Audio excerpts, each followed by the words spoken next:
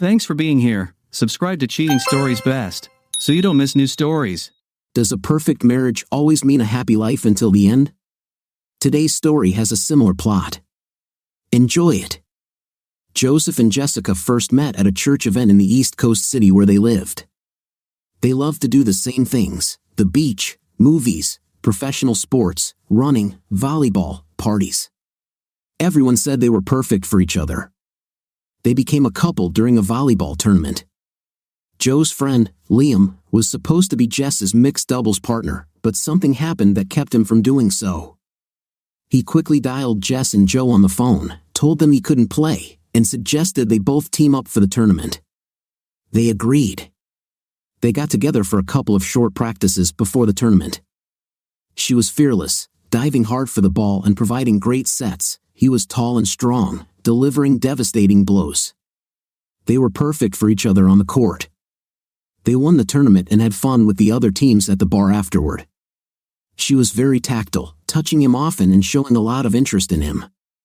He was captivated by her beauty, and the frequent tactile stimulation excited him. In the evening, they reached her apartment. She kicked off her shoes and plopped down on the sofa. He sat down next to her. "Wow, what an incredible day," Jess sighed. "This is very important to me too," Joe said. "When Liam said he couldn't play, I thought the tournament would be lost. When he introduced us, I thought you were cute, but that we'd probably get knocked out early." "Well, that's what would happen," Joe replied. "Well, as I saw, you are a hot volleyball god." "Do you really think that about me?" Jess asked. "Joe, something like that." This whole party and the euphoria of victory made my thoughts become heated. "I really like it," Joe said. He turned to her and quickly kissed her forehead. "I couldn't even imagine how good it would be today." It's not a realistic expectation of life when a friend approaches you and asks you to play your favorite sport with a partner who is so hot that your mouth goes dry and your head spins. Then it turns out she's not just eye candy, she can actually act. Yes, it was a good day. "Ooh, do you still have a dry mouth and feel dizzy?" "Yes." She rolled toward him until her face was less than a foot from his, ran her hand up his thigh, and ran a quarter of the way around the outside edge of the leg opening of his shorts. "How do you feel when I do this? Does this help?" "It helps me feel dizzy and dry, absolutely." "How about this?" She quickly slid her hand up the fly of his shorts to the waist on his thigh. He lost his breath. It adds another dimension that I'm not sure how to put into words," he said. She leaned closer to his face, looked into his eyes, and said quietly, "This forces me." What does that mean, Joe?" "It forces me stress, Jess, and makes my heart beat much faster. It makes me focus on how you turn me on rather than your volleyball skills." I also have other skills, not just volleyball skills." "I'm not really thinking about skills right now." He leaned towards her and pressed his lips to hers. He felt the softness of her lips as they gave slightly and then parted as her tongue slid across his lips. After a moment, he pulled away and simply looked at her beautiful face. "You are smiling." "What are you looking at?" she asked, sparkling her eyes and smiling with moist lips. "I am amazed at how perfectly formed your lips are, how gracefully your eyelashes highlight your amazing eyes. How attractive your nose is, the 3 freckles under your right eye so cute, the color of the skin of your cheeks. You are perfect, Jessica. This is all just scary for the next 2 minutes." Not a word was spoken. A tear appeared on her cheek, leaving a sparkling trail behind. It flowed down. Then her face moved closer to his, her lips met his, her tongue pressed against his, her hand moved to the front and center of his shorts, testing his claim of hardness. "I really want to see what else I can make you feel. Come with me." She picked him up from the couch and led him to her bedroom. When they reached the spatial location, she quickly pulled his shorts down his legs and immediately pulled his shirt over his head. She then took his hands by his wrists, placed them in his sides, and slowly stepped back, looking into his eyes. She slowly pulled her sleeveless t-shirt over her head and tossed it aside. She noticed how he quickly looked from her eyes to the lace sports bra and back again. She smiled. Although he looked into her eyes, his manhood was still visible in her field of vision, standing at attention. She pulled her shorts down her very tanned legs and, standing up, tossed them aside along with her shirt. She repeated the same procedure with her panties. His eyes slid down again, and his mouth opened slightly at the sight before him. And again, she saw his growing excitement. She smiled widely, her hands slowly moved up the sides of her bra, forming an X on her breasts. She waited, looking into his eyes.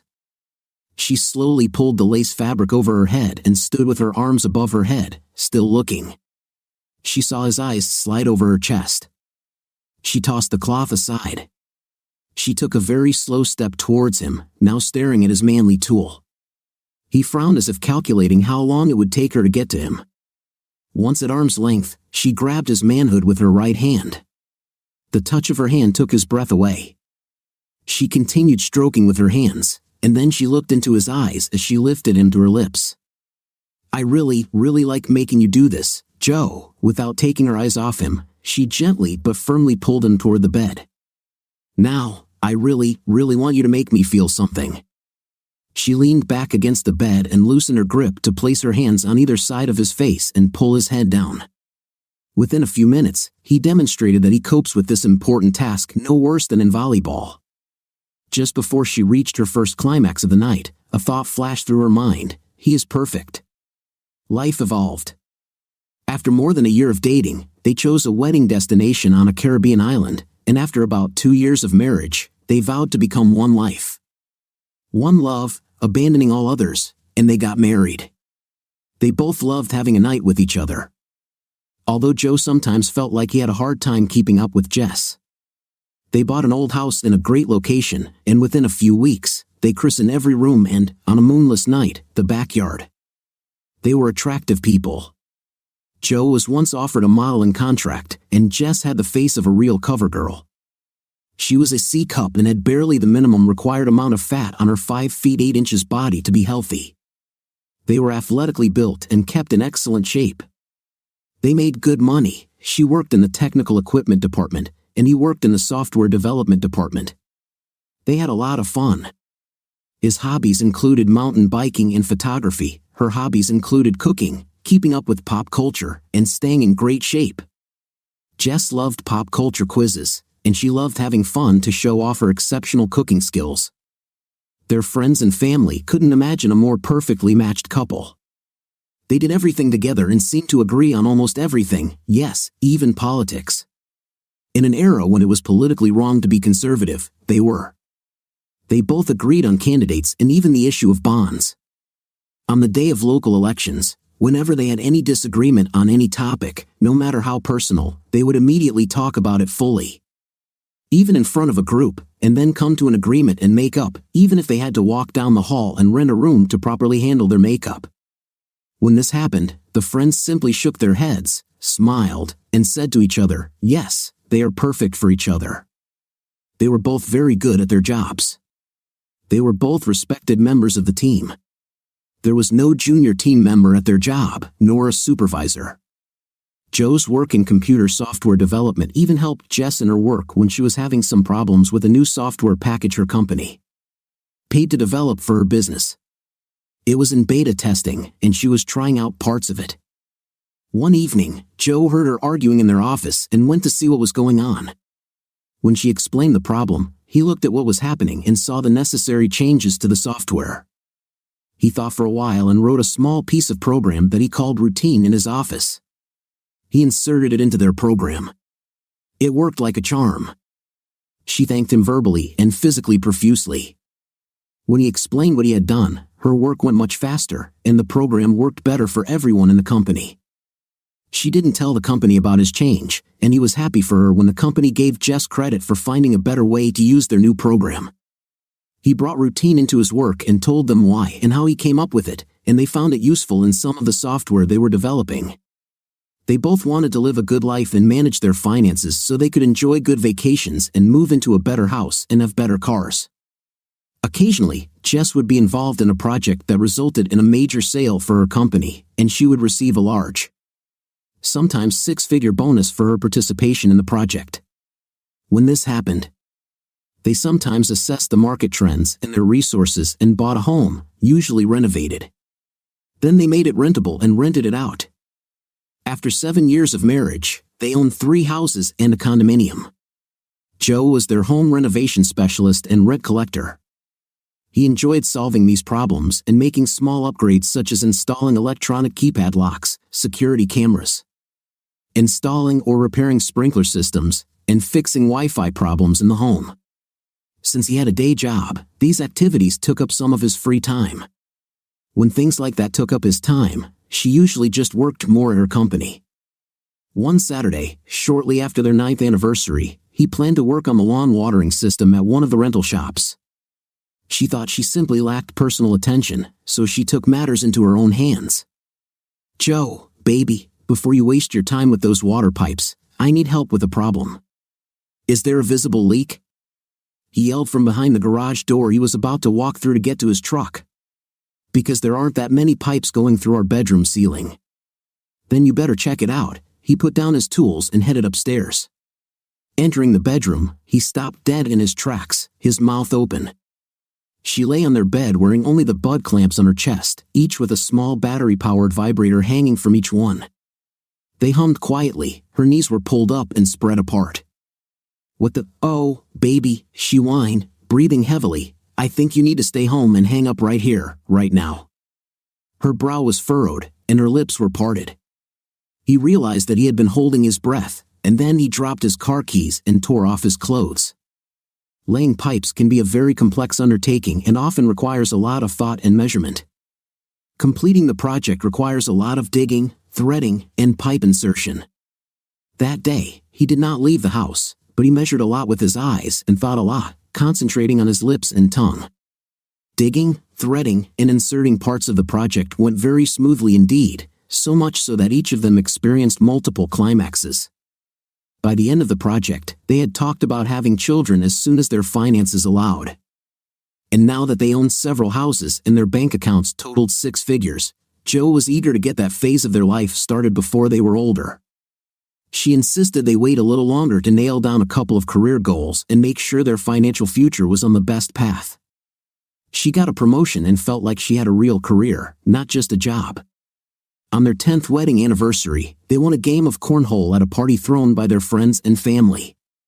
The theme of the party was perfect for each other. The entire group then departed in 2 rented limousines for a 4-day tour of the vineyards. Returning home, Joe and Jess began shedding their clothes as soon as they walked in the door and celebrated their anniversary like a married couple should. They celebrated in the living room, on the stairs, and in the bedroom. Life was good. After all, they were perfect for each other.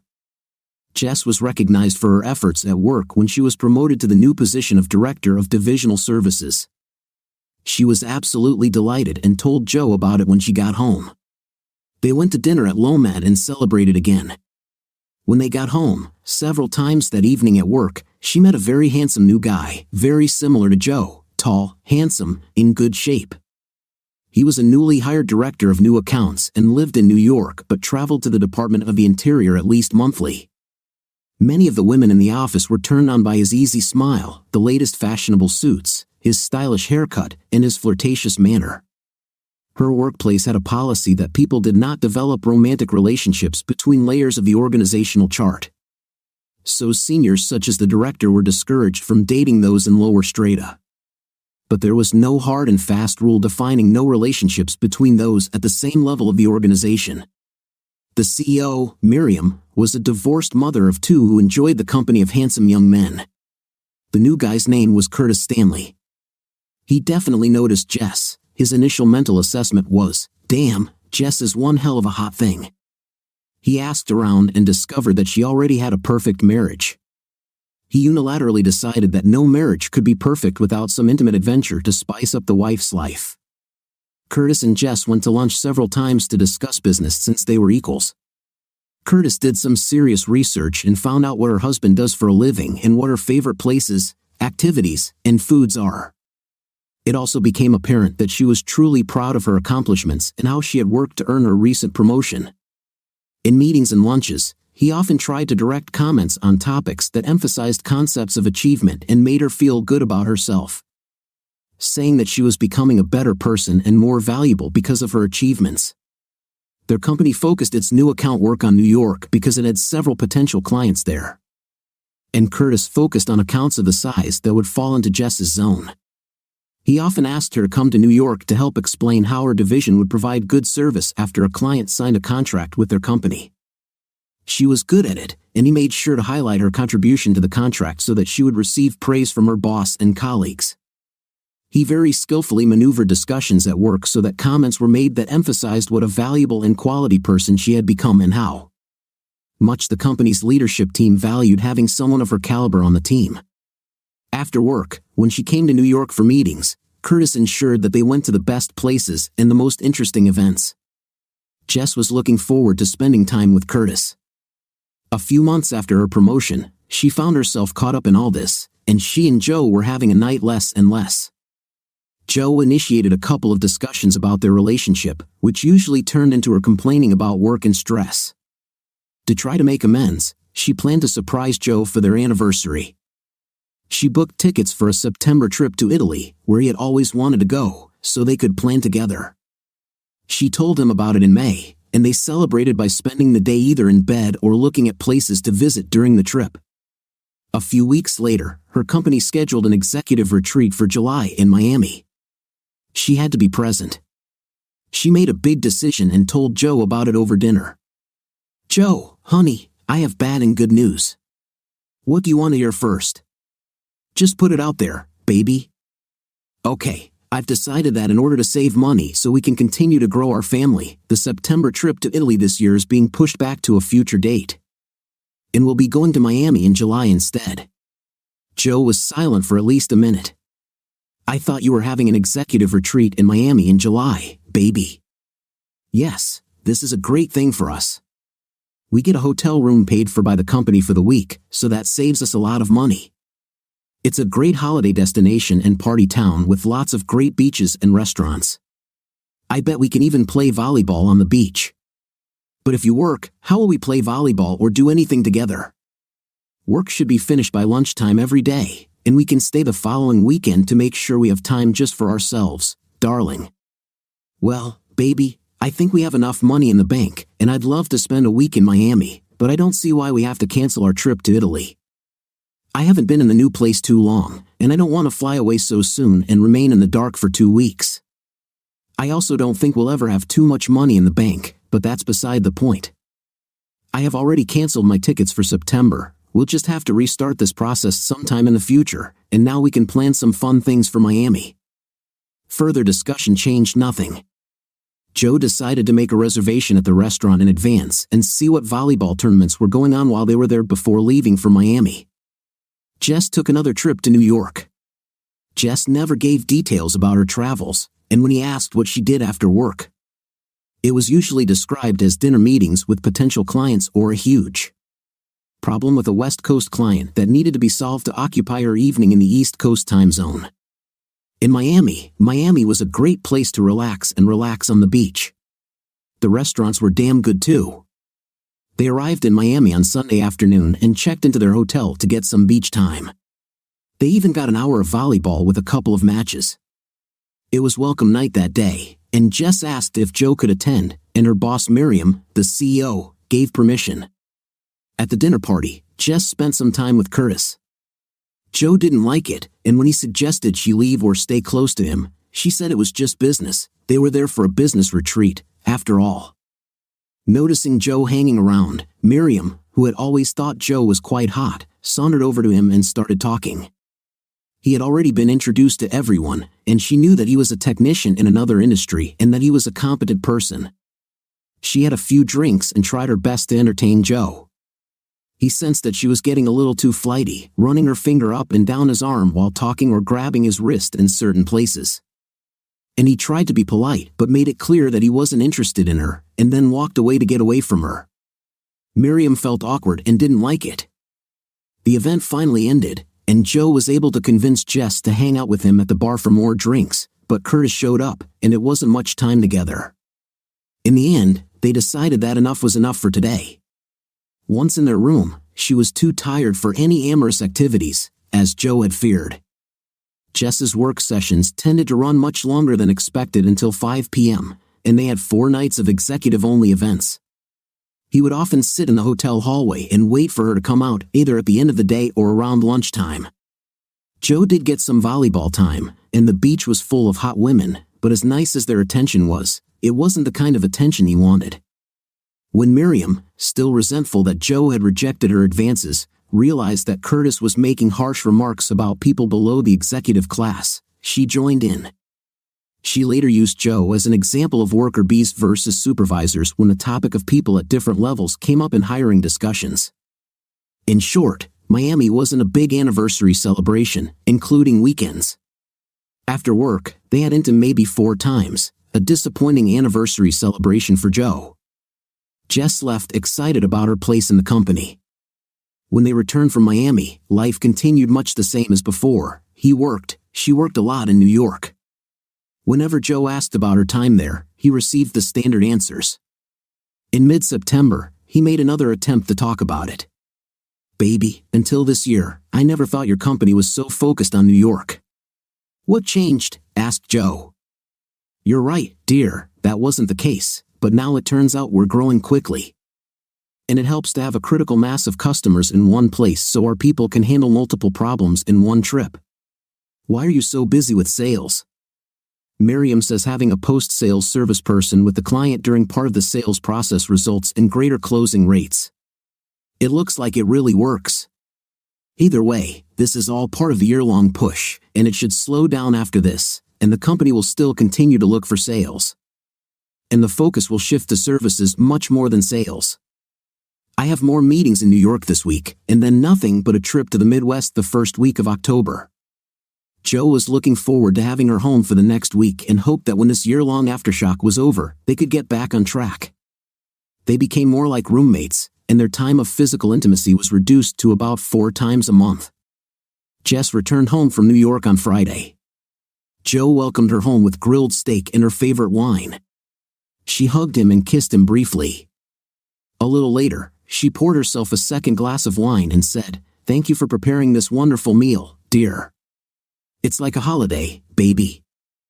I'm just happy you'll be home for the next week. I hope we can relax a little."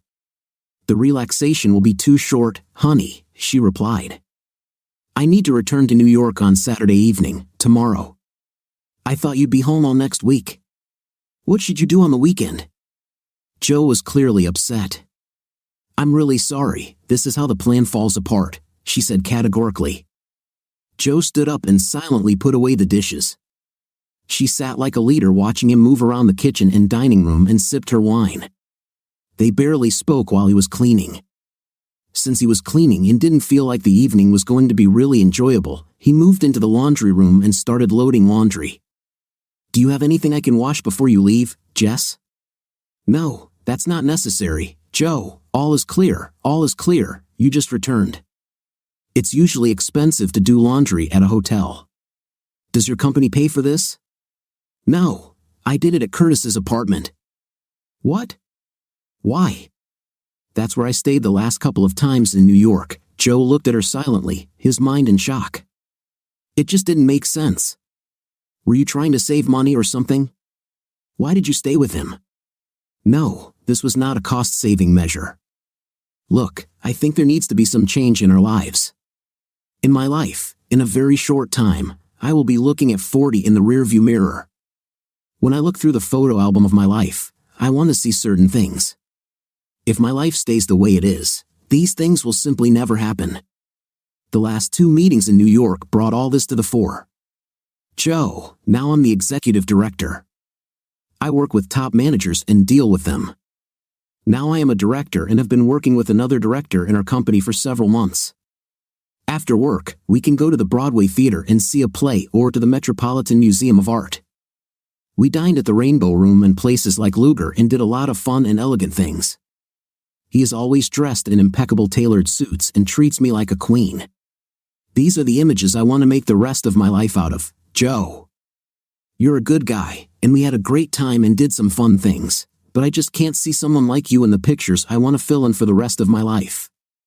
You will always be a good guy, a good-looking guy who is content to be a lower-level service provider, the guy who installs door locks and sprinklers. You will never become a leader to whom people obey. You will never be what I want, no, what I truly deserve and truly need. You and I are just different people. But, baby, we talked about children and our future together. I don't think this body has time to break down long enough to make babies. It won't happen, Joe. Crap. Did you sleep with that guy in New York? This is not a question you have the right to ask me. Why not? I'm your husband, the person you married and said you loved once. This is my body. I will sleep with whoever I want, if I want to, the entire New York Giants football team. It's none of your business. 2. I think I probably never really loved you or should have, so you just need to understand that it was a mistake and be mature about it all. 3. I'm filing for divorce, so it will be, and don't call me baby anymore. I just don't think that's an appropriate way to address someone who isn't your wife or isn't going to be. We will no longer sleep in the same bed. Joe was completely stunned. Various thoughts were spinning in his head. Beat up this idiot to hammer some common sense into Jess. Throw her out of the house. Pack your bag and leave the house. What did he do was so bad that she felt the need to look elsewhere? Was he actually a lower-class man than Jess or this other guy? Let me try to understand the situation. Jess, you are going to divorce me because you would rather be with another man who is better than me, right? Oh no, yeah, I think that's a fair summary, Joe. When you were first promoted, you didn't feel it. We celebrated and talked about how this could shift our schedules for the kids. Since then, I realized that we are just different people. But you always told me that we were perfect for each other. Why not now? After spending all this time at a party with a director, did you get this cool nonsense into your head? It's not just about him, and his name is Curtis. Others see it too. What do other people say or imply that I am a low-class person to be around you? Other people, whom even you know and respect. Oh, really? For example, who? Miriam, you know, and Gloria, the financial director, and another director at work. Seriously? I thought Miriam liked me. So, your entire new group of executives at your company thinks I'm a low-grade idiot? Please, don't delay. Joe, are you going to take the guest room, or am I? It's really not suitable for us to share a bed anymore. Oh my God, Jess, I think all this time in New York means we've been having a night since you had intim with that other guy. Joe, please, everything is over. At least you're absolutely right about that, baby. I'll take the guest room. Joe headed down the corridor and gathered his things for the night. While Jess was flying to New York, Joe was looking for a family lawyer. He met a very attractive blonde with sparkling eyes and a serious expression on her lips. When they sat down in her office, she asked, "How can I help you, Joseph?" "Please call me Joe, and I feel more comfortable with Melanie, or just Mel. I need help with a divorce." Joe laid out the situation, and Mel warned him about the physical abuse, asked him about his feelings about reconciliation, and then gave him a list of tasks to complete while she prepared the legal documents. He began taking the necessary steps to separate their finances and other legal relationships, such as car ownership. Dividing up the houses was difficult, so he and Mel worked out an offer that he thought was fair. Joe notified their circle of friends and relatives. This action prompted an angry call from Jess in New York. "Who gave you the right to announce our divorce to our friends and relatives?" "You did, Jess, when you said you were divorcing me and that you'd rather spend the rest of your life with that idiot in New York. I expected that we would just point it out when it came up during family events instead of making a huge announcement. But besides, I didn't give you permission to say that. What's wrong with the wording?" Jess read from the note she received from her sister, unfortunately. "I have to announce that Jess has decided to neglect her wedding vows and took a new lover from her company who seduced her. We will not be able to attend social events or otherwise participate in our former relationship with you as a loving couple. Please respect the sensitivity of our situation and allow us to end our marriage as soon as possible." What's wrong with all this? Jess, you wrote it like I was some fool who allowed herself to be seduced by some smarter or more powerful guy. I stand by my opinion, Jess, although it doesn't really matter at the moment, does it? This has already been said to everyone. You wanted a divorce, and I wouldn't stay married to you no matter how much I loved you a week ago because, as you pointed out, It's inappropriate to sleep with someone who's essentially an admitted. I have been tested for STDs and am awaiting the results, and I suggest you do the same if he had a night with you while you were married to me. He could have other, expletive, who allowed themselves to be seduced by him. She ended the call and almost threw the phone on the table.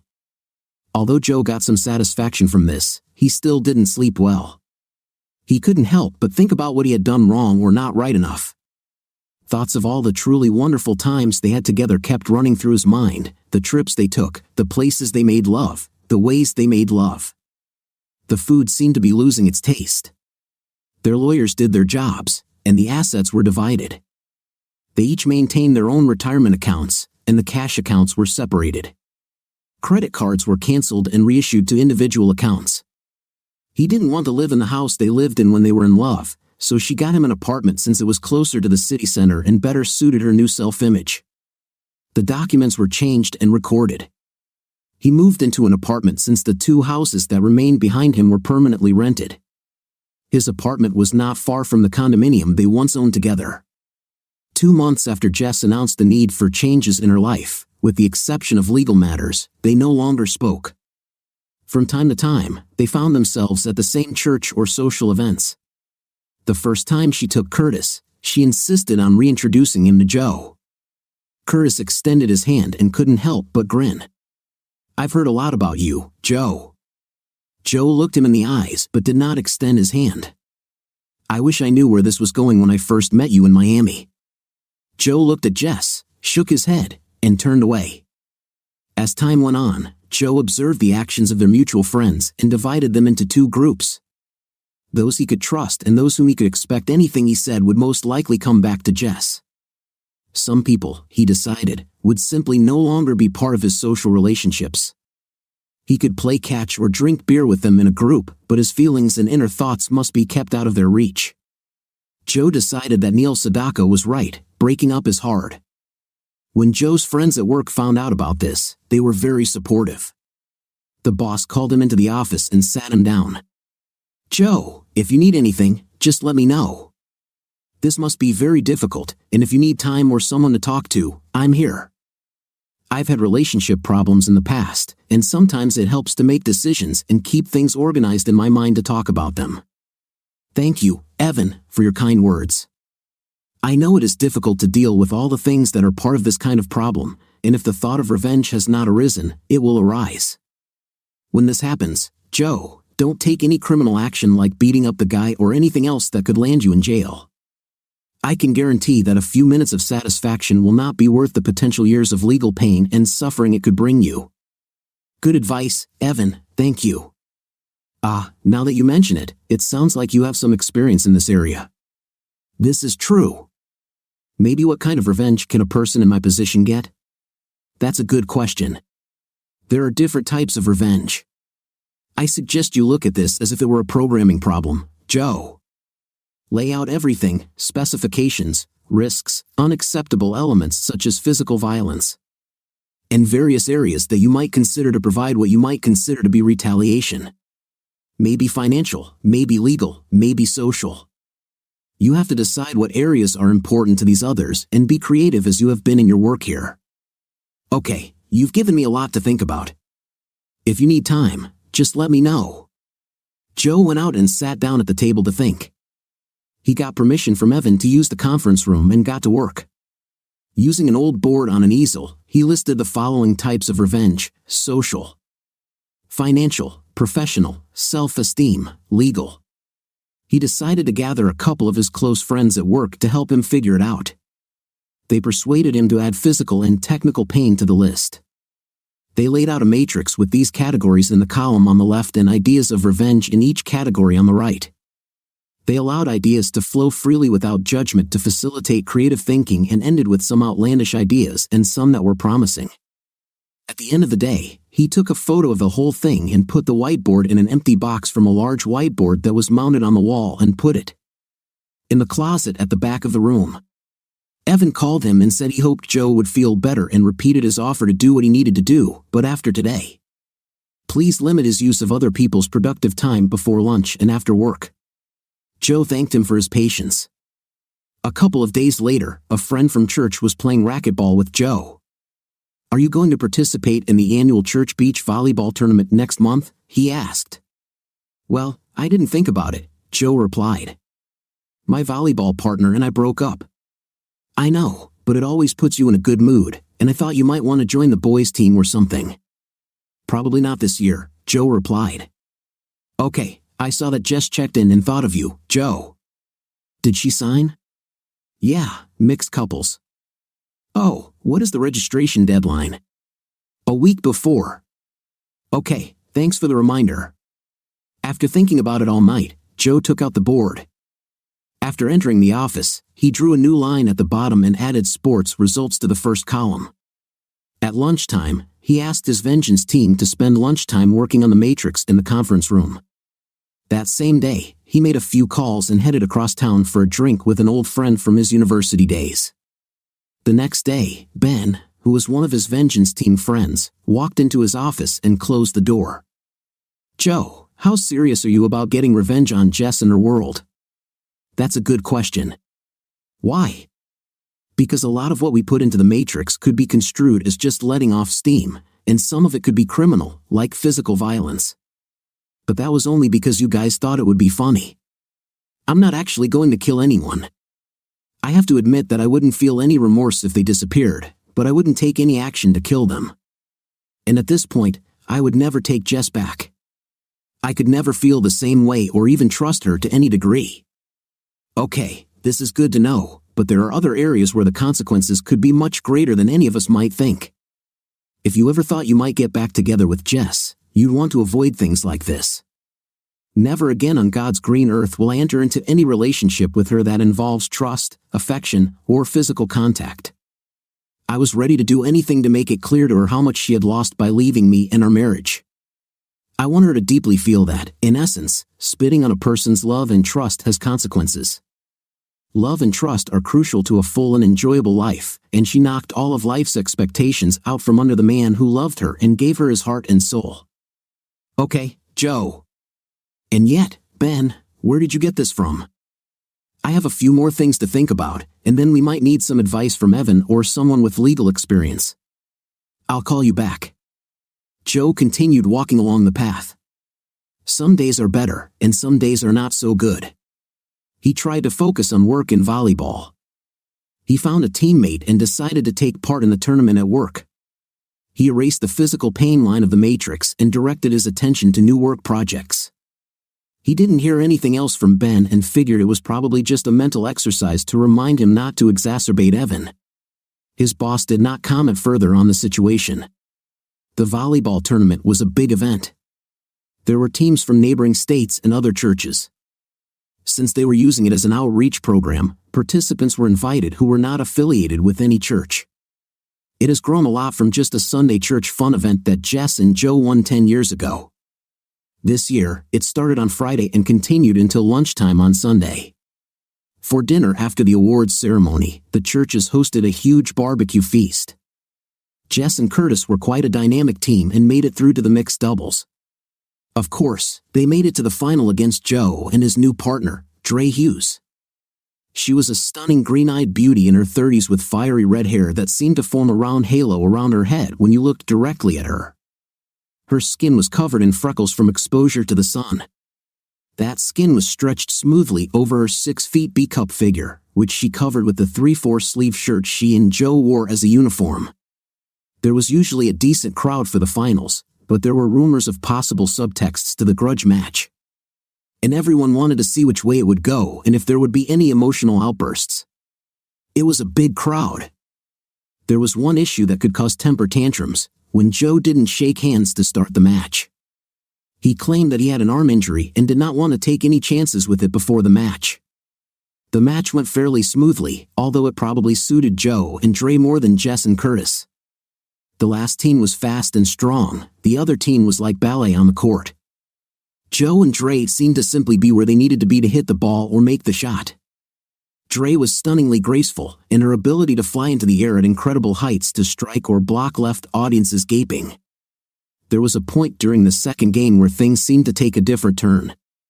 By about 5 points, whenever Joe got a chance to make a point, he seemed to stop aiming for the open court and start hitting the legs of his opponents. On one of these death throws, he looked like he was about to hit the ball into the open court.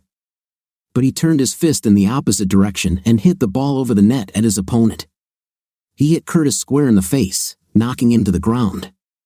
The game was stopped for a few minutes to wipe the blood from his nose with a rag. After that, there were no more attacks aimed at opponents. The match ended fairly quickly in straight sets, 21-4, 21-0, a crushing defeat for Jess and Curtis. After the match, the teams met at the net to shake hands. Joe extended his hand, and Jess said, "What about your hand?" "It's okay, ma'am," Joe replied. Then he said loudly enough, "Good game," and quietly enough so that no one would overhear him, he added, "You're a team of losers." Jess violently tore her arm out of his grasp and hit him, but he dodged as deftly as he had previously moved across the court. She glared at him, looking around to see if anyone else had heard this conversation. No one was close enough. Many viewers felt that Jess was the total loser, and her jealousy took a swing at him. Everything went smoothly at the awards ceremony. Jess was a little offended when she learned that for the first time. The small engraved plaque on the perpetual trophy would not only have the names of the winners but also their opponents and the score. At the afternoon feast, Liam asked Day, "I just can't shake the feeling that you seem familiar to me. Have we already met?" "I don't think so, Liam," she replied, "but I get comments like that from time to time." "Day and I were friends at school," Joe explained. "We played a little volleyball together, but she was always better and made it to the Olympics for the second U.S. team in beach volleyball. She injured her ankle and was out earlier than expected, but she was on TV all the time, and she always gets comments like, 'I know you.'" "Ah, that makes sense," Liam admitted. Later that evening, after Joe took Day home, she invited him out for a nightcap. Once she had changed and they were settled on the couch, she said, "I know this started out as a rematch, but throughout all our training in today's tournament, I really enjoyed being back together and spending time with you, Joey." She leaned over and kissed him. It was a long affair that ended with her tongue flicking lightly across his lips as they parted. When he opened his eyes, he saw her lips. He noticed their wet contours and unsteady position. His gaze trailed down the graceful lines of her jaw and down her neck to the top of her breasts. The pattern of her freckles was a sweet counterpoint to her very feminine shoulders and figure. This fascinated him. For a moment, he looked into her eyes again. Moisture was beginning to form, causing the green to sparkle in the soft lighting. He was so focused on their game that he forgot how beautiful she was. "I would really like to explore a relationship with you, but not now. I came to you for your performance, but I also can't deny that now I think I may want more. However, right now, it feels too much like a reflection of my past experiences, and you deserve better than to be in a remake of a movie. I would like to see you go on dates, get to know the Diddy you are now. This is more than fair. I actually really appreciate this perspective. I don't want to be anyone's reflection." They finished the whiskey and agreed on a date in 3 weeks. He walked back to his apartment with a gentle kiss. The divorce was final, and Jess and Joe were now living separately. Legally, they were aware of some of the major events in each other's lives because they lived in the same part of town, had the same friends, and attended the same church. Back at work, Ben asked Joe how he was feeling and if he was ready to erase the matrix. Joe thought and said, "I still feel that I have not finished 10 years of lies nor 10 years of love that was of so little value that it could have been thrown away like an old shirt when given a new one. Okay, the idea I had has evolved, and I think we should look at the matrix so you can decide how nuclear you really want to respond." "Nuclear? How is that?" "This can have long-term consequences." At noon, the V crew gathered in the conference room, setting up the matrix board. Before they started, Joe said, "Ben came up with a new point in the legal row, but first let me fix this." Joe rewrote the category physical pain, and in the square next to it in red, he entered a bloody nose from volleyball. He continued to write in red for the social humiliation of his initial divorce announcement and his sporting humiliation. Red means it's done. "Now it's up to you, Ben." After Ben explained his idea, the room fell silent. His remarks concerned 2 aspects of the same action. The first action he had already discussed with Evan and was in the process of doing, but the second was left to Joe. A discussion followed about the pros and cons of the actions. The meeting adjourned, leaving Joe to decide whether to take action or not. Joe took a few weeks to consider his options, and his life moved on. He made his decision and moved on with his life. Life included finding out that Jess was pregnant and living with Curtis in the apartment she got after her divorce. Joe hadn't gone to church since the volleyball tournament, but one Sunday after church, he ran into Jess in the parking lot. "Are you going to congratulate me, Joe?" she asked. "I thought your hot body was too precious to bear children, Jess, or was his top-class seed too strong to resist?" "It must have been top-class, because it wasn't planned, loser." "How long?" 7 months. "So you didn't even wait until the divorce was final to get pregnant?" "A top-class seed is a top-class seed, loser. As I recall, looking at the trophy in the church window this morning, you and the idiot are losers, and you're just a simple-minded low-class loser in life who will never achieve anything. Just in case you're wondering where I am, if you don't see me next week, Curtis and I are going to Monte Carlo for a vacation. A top-class vacation, loser. Keep an air sickness bag handy," Joe suggested, turning away. "Bye, loser." She got into the car. Decisions had been made, action had been taken, life went on. Jess's company encountered some problems that began to complicate the situation. Miriam was on edge, as were the CFO and general counsel. As with all modern companies, this anxiety rippled through the organization. Several people have been laid off, and budgets have been tightened. Problems at work exacerbated tensions in Jess's apartment as her pregnancy progressed. Curtis became less and less interested in doctor visits and other events associated with childbirth. Changes at work interfered with his travel schedule, and he became a little irritable. His move to their city from New York did not make him as happy as he thought, and their relationship with the upper class became strained. During her work, the root cause of the company's recent problems was identified as a legal issue regarding their software. It turned out that the company they hired to create a software product critical to their services had somehow used a program that was the legal property of another company without that company's permission. Since Jess's company was the company that paid them to create the product and therefore shared ownership of that product, they shared responsibility for the stolen code. To make matters worse, her company and the software company were selling modified versions of the program for use by even more different companies as part of those companies' service delivery processes. Since the software had been in use for several years, no one could remember who was at fault for using the corresponding code routine. People were laid off from the software company, and legal costs were taking a toll on her company. The company, which was the legal owner of the code, wanted back the licensing fees from Jess's company and all the money they had ever received from other companies for using the software they claimed to be theirs, plus fines. After months of legal wrangling, the options remained unchanged and could no longer be delayed. Jess's company could either stop using its program or enter into a licensing agreement to pay the owner of the rights to the key program code. The software company that developed the program with her company recently closed down, and its employees were absorbed into the industry. Not using the program and trying to replace it with some other software company would put them out of business due to the time it would take to do it with a new company that was completely unfamiliar with the product. They were stuck making a cash deal for licensing. This ended with a 10-year declining payment schedule that initially incurred high costs and then began to decline after a couple of years to a reasonable annual figure. The cuts caused by the huge payouts led to even greater turmoil for the company where she worked.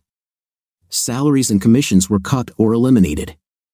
By the time Jess was approaching her baby's due date, she and Curtis were sometimes barely civilized roommates. One day, she came home after work to find that most of Curtis's things were gone, and he was taking the last things out of the closet. "What are you doing, honey?" "I left the company for a new job on the West Coast." "Need to go." "Got a plane to catch." "When will you be back?" "Our baby will be born any minute." "I don't plan to return in the near future." "You have health insurance to have your baby, but what about everything we talked about? How to raise him and take care of him?" Yes, the more I thought about it, the more I realized that this was not for me. You know what kind of person I am, Jess. I love good restaurants, art museums, and holidays in Monte Carlo. I don't like diapers, strollers, or postponing vacations because of a child. Curtis, how can you say that? I thought you loved me, and once the baby was born, our relationship would go back to normal. I have to go, Jess. Bye. He closed the door behind him. Jess collapsed on the sofa in tears. She was filled with sobs, tears flowed like a river, and her chest heaved heavily. It was difficult to breathe. Suddenly, she felt a stream of liquid gushing out of her. Oh my God, my water must have just broken, she thought. She tried to pull herself together and think about what to do next. She called one of her friends from work, Gloria. Could you help me? My water just broke, and Curtis is at the airport leaving. Oh God, Jess, I'm afraid I can't. I'm at my sister's, 2 hours away. Try calling Anita or Susan. I'm sorry, I can't help you anymore for now. Gloria's cell phone went offline. Jess called the other two ladies. Anita's cell phone went to voicemail. Her call to Susan yielded the answer: this cell phone is not set up to receive voice messages. Her body was telling her there was no more time to waste. She stumbled into the bedroom, grabbed her baby bag, and headed to the car. She had difficulty getting into the BMW but managed to open the door, throw her bag on the passenger seat, and get behind the wheel. She made the 20-minute drive to the hospital.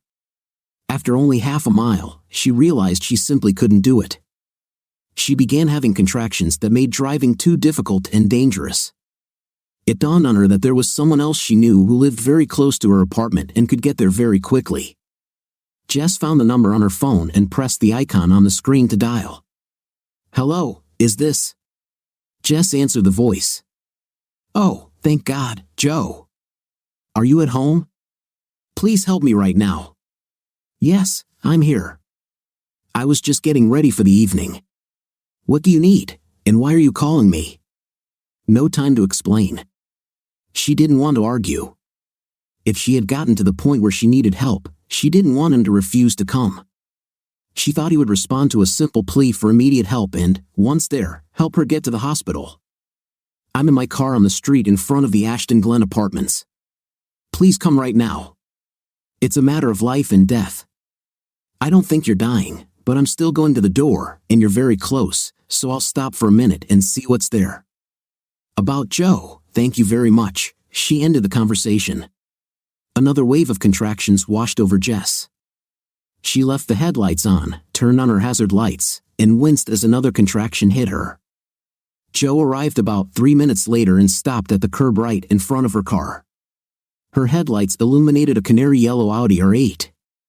Joe got out and walked over to her car. She rolled down the window. Luckily, she didn't feel any contractions at the moment. Thank you very much for coming, Joe. What do you need? Car problems, Jess? No, my water broke.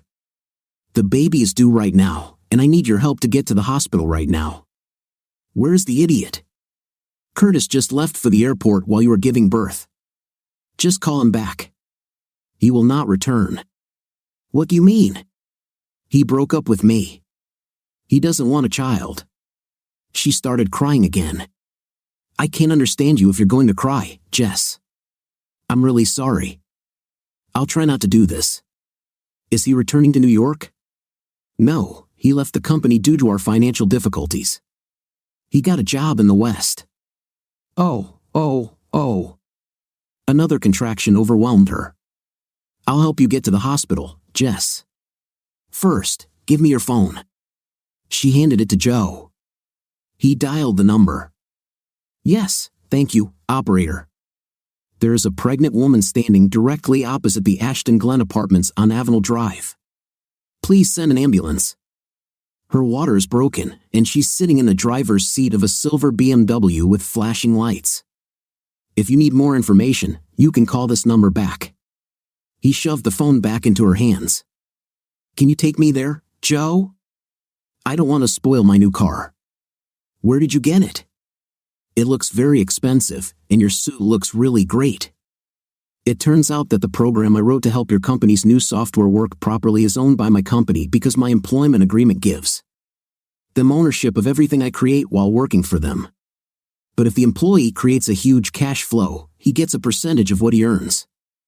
Because your company sold the use of the program to other companies, all of those companies owed my company huge licensing fees. Remember those 6 bonuses you used to get from time to time? I received a 7-figure payment, and more payments are coming soon. Another wave of contractions hit Jess.